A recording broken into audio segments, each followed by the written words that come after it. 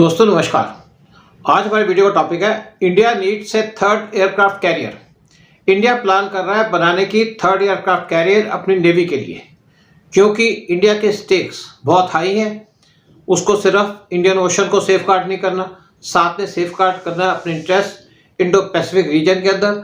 India की vast coast line है 7,517 kilometre की, यानी कि 4,671 माइल्स की। साथ में इंडिया के पास 1,382 आइलैंड्स हैं, बोथ हैबिटेड और नॉन हैबिटेड। इंडिया की लोकेशन इंडियन ओशन रीजन के अंदर सेंट्रल है, जिसकी वजह से इंडिया को वाश रखनी पड़ती है सी लेन्स ऑफ कम्युनिकेशन के अंदर, जो कनेक्ट करती हैं वर्ल्ड की busiest trade routes from West Asia, Africa और ईस्ट एशिया। इंडिया की लार्ज जियोग्राफिकल स्पेस है। इंडिया ओनली कंट्री है वर्ल्ड के अंदर जिसके नाम पे एक ओशन है। इंडिया के पास करंटली 2 ऑपरेशनल एयरक्राफ्ट कैरियर हैं, जो इंडियन नेवी को लगता है सफिशिएंट नहीं है। एक थर्ड एयरक्राफ्ट कैरियर वो सिर्फ नेवी की रिक्वायरमेंट नहीं है, बल्कि साथ में इकोनॉमिक और स्ट्रेटेजिक नीड है और सिंबल है इंडिया के rise as a global maritime power. क्या स्ट्रेटेजिक नेसेसिटी है एयरक्राफ्ट कैरियर की? एयरक्राफ्ट कैरियर सेंटर है एक नेशन की एबिलिटी प्रोजेक्ट करने के लिए, पावर प्रोजेक्शन हाई सीज के अंदर। और एयरक्राफ्ट कैरियर प्रोटेक्ट करते हैं interest far beyond it's shores, और इंडिया के ट्रेड इंटरेस्ट को प्रोटेक्ट करने के लिए हाई सीज के अंदर, और साथ में सिक्योर करने के लिए maritime check points from the state of Hormuz to the Malacca strait. ये वाइटल है। लास्ट ईयर बहुत से केसेस हुए थे जब हौथीज ने अटैक करना शुरू कर दिया था शिप्स के ऊपर जो गुड्स लेके जा रहे थे अराउंड गल्फ एरिया, जिसकी वजह से इन शिप्स को लॉन्ग रूट लेना पड़ा था अपने डेस्टिनेशन पे पहुंचने के लिए, और इंडिया भी इसके ऊपर इम्पैक्ट हुआ था। इंडिया करंटली ऑपरेट करता है 2 एयरक्राफ्ट कैरियर, INS विक्रमादित्य, एक मॉडिफाइड कीव क्लास कैरियर जो एक्वायर किया था इंडिया ने रशिया से 2013 में। इसको पहले जाना जाता था by name admiral Gorshkov. INS Vikrant इसको कमीशन किया गया 2022 में। ये इंडिया का पहला इंडिजिनस बिल्ट एयरक्राफ्ट कैरियर है। INS विक्रांत एक एग्जाम्पल है इंडिया की टेक्नोलॉजिकल और इंडस्ट्रियल पावर और स्ट्रेंथ का, क्योंकि एयरक्राफ्ट कैरियर्स बहुत बड़े होते हैं, बहुत लार्ज होते हैं, तो इनकी सर्विस और मेंटेनेंस वह भी बहुत ज़्यादा टाइम लेती है। तो किसी भी टाइम पे अगर इंडिया के पास 3 एयरक्राफ्ट कैरियर्स होंगे तो उसमें से 2 एयरक्राफ्ट कैरियर्स को इंडिया डिप्लॉय कर सकेगा और तीसरे को सर्विस या मेंटेनेंस के लिए रखा जाएगा।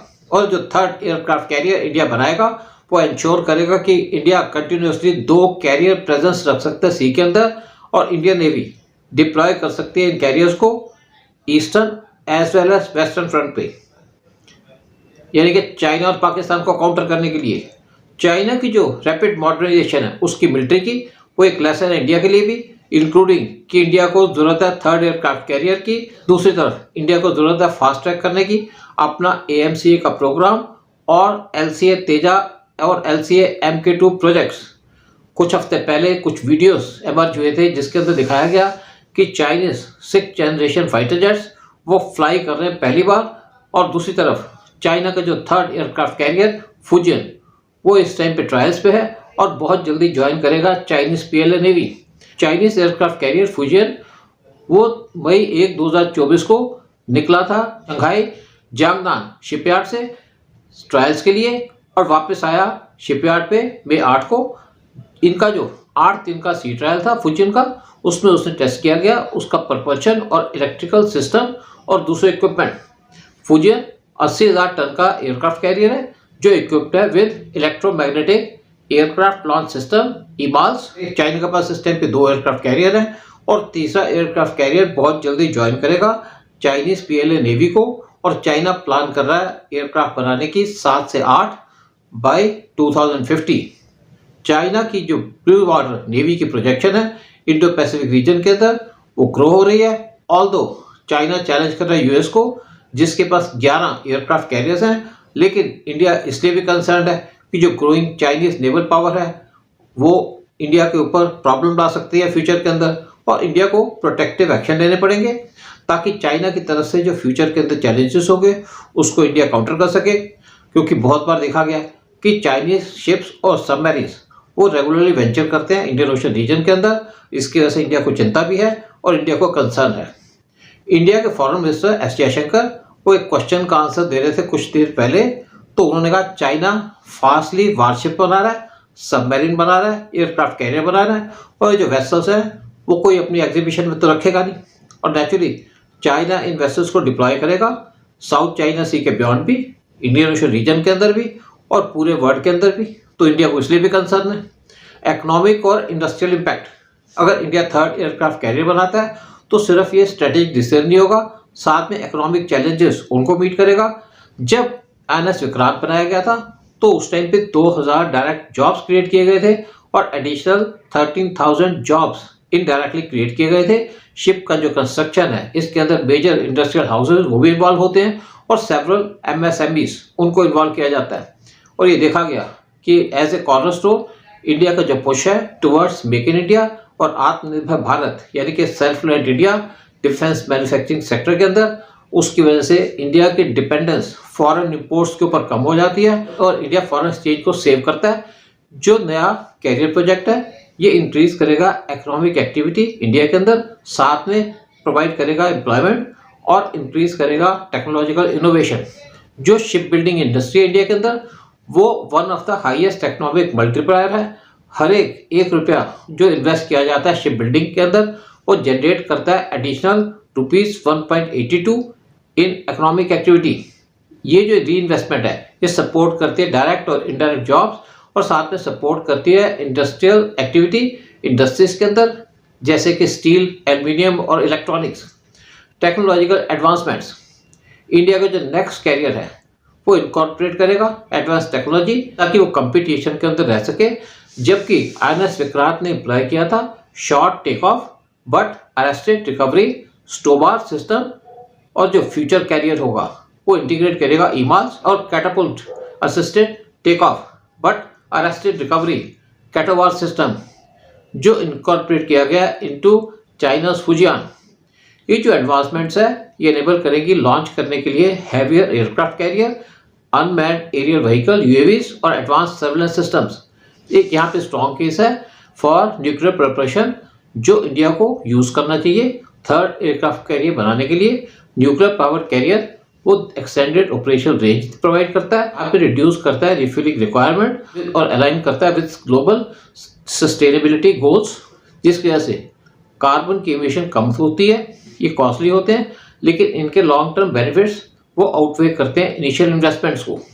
ह्यूमैनिटेरियन और डिप्लोमेटिक कंट्रीब्यूशंस, जब 2004 में सुनामी आई थी तो इंडिया अकेली कंट्री थी जो रीच आउट किए दूसरी कंट्रीज को रीजन के अंदर इंक्लूडिंग इंडोनेशिया, और उन्होंने वहाँ पे रेस्क्यू मिशन को सपोर्ट किया, जिसकी वजह से इंडिया को अप्रिशिएट किया गया और रिकॉग्नाइज किया गया वर्ल्ड ओवर।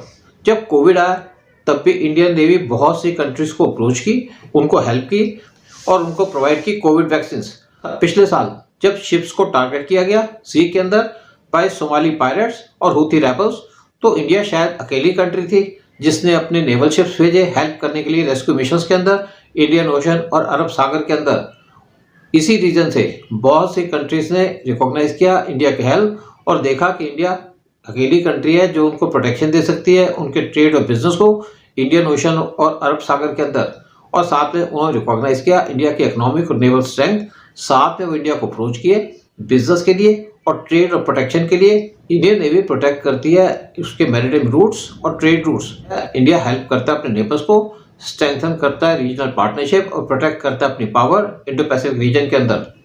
लेकिन दूसरी तरफ इंडिया को क्रिटिसाइज भी किया जाता है। जो क्रिटिक्स हैं वो पॉइंट आउट करते हैं कि जो हाई कॉस्ट है एयरक्राफ्ट कैरियर की और इसकी कॉस्ट पड़ती है बिलियंस ऑफ डॉलर्स की, जो फाइनेंशियल बर्डन है एयरक्राफ्ट कैरियर बनाने का वो एस्टिमेट किया जाता है एट ₹40,000 करोड़। इसके साथ साथ कॉस्ट है फाइटर जेट्स की और दूसरे मिसाइल सिस्टम की जो इंस्टॉल किए जाते हैं एयरक्राफ्ट कैरियर के अंदर। लेकिन इसके लॉन्ग टर्म बेनिफिट्स हैं जो रेंज करते हैं फ्रॉम इकोनॉमिक बेनिफिट्स और एनहांस करते हैं सिक्योरिटी। इसकी वजह से जो एक्सपेंसेस हैं एयरक्राफ्ट कैरियर के ऊपर वो जस्टिफाई हो जाते हैं। साथ में एडवांसमेंट्स इन साइबर वारफेयर, स्पेस और एसिमेट्रिक वारफेयर टैक्टिक्स। और कुछ लोग आर्गू करते हैं कि जो लार्ज कन्वेंशनल प्लेटफॉर्म्स हैं लाइक कैरियर्स ये किसी भी तरीके से रेलेवेंट नहीं हो सकते फ्यूचर कॉन्फ्लिक्ट्स के अंदर। जब कैरियर मूव करता है सी के अंदर तो उसके साथ कुछ सबमरीन्स, डिस्ट्रॉयर्स और सर्वेलेंस सिस्टम्स वो भी मूव करते हैं, और बड़ा इफेक्टिवली काउंटर करते हैं अपने एनिमीज को। जो थर्ड एयरक्राफ्ट कैरियर है इंडिया के लिए, वो सिर्फ नेवल नेसेसिटी नहीं है, साथ में एक स्ट्रेटेजिक, इकोनॉमिक और डिप्लोमेटिक इन्वेस्टमेंट है इंडिया के फ्यूचर और राइज के अंदर।